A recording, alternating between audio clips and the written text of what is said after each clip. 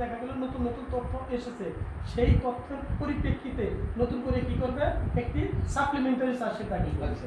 তাহলে কখন অধিকতর তদন্ত করা হয়? যখন অধিকতর তদন্ত হয় দুটি কারণে।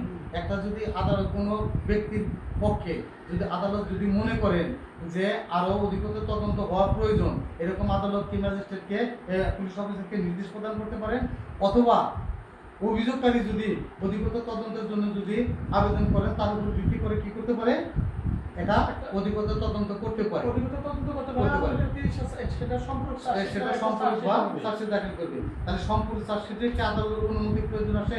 সম্পূর্ণ চার্জশিট দাখিল করতে আদালতের কোনো অনুমতি পাওয়ার প্রয়োজন নাই। এটা পুলিশ তাদের নিজের ক্ষমতা বলে অধিকতর সম্পূর্ণ চার্জশিট এই বাইটাতে করতে পারে। ওই যে অবারিত ক্ষমতা, তবে এখানে খালেদা জিয়ার মামলাটা এখানে উল্লেখ করা যেতে পারে। ঠিক আছে, আচ্ছা গেছে। নারাজি কি? নারাজি দরখাস্ত। তাহলে নারাজি কি? নারাজি করলে আমি মানি না। তাহলে নারাজি দরখাস্ত কি? নারাজি শব্দের অর্থ আমি মানি না।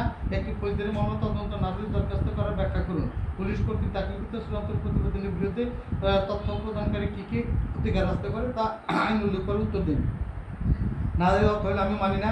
অনুসন্ধান বা তদন্ত রিপোর্ট যদি আসামিদের অপরাধে জড়িত থাকার বিষয়টি যথাযথভাবে উল্লেখ করা না হয়, তখন নালিশকারী বা দাবি করতে পারেন যে অনুসন্ধান এবং তদন্ত সঠিক হয়নি।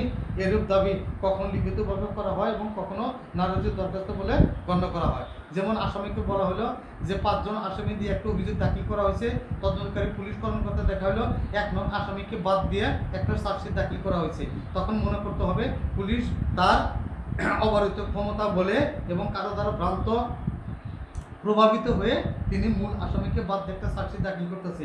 এই জন্য তার বিরুদ্ধে আদালতে এই চার্জশিটের বিরুদ্ধে নারাজি দাখিল করতে পারে। আমি মানি না।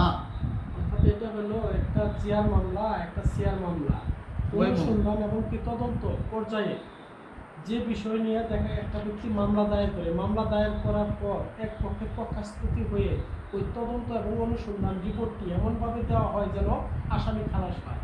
এখন এক পক্ষের পক্ষাস্তুতি হয়ে যখন এই ধরনের কোনো অনুসন্ধান বা তদন্তের রিপোর্ট দেওয়া হয়, অপর পক্ষ, বাদী পক্ষ বা রাষ্ট্রপক্ষ বা প্রসিকিউশন পক্ষ, সেই পক্ষ কি করে, নারাজি দাখিল করে।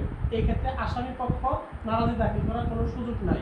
ওইটির পরিপ্রেক্ষিতে নতুন করে আবার কি হবে, অনুসন্ধান বা তদন্ত হবে। এটা জানবেন। 14 নম্বর দেখেন।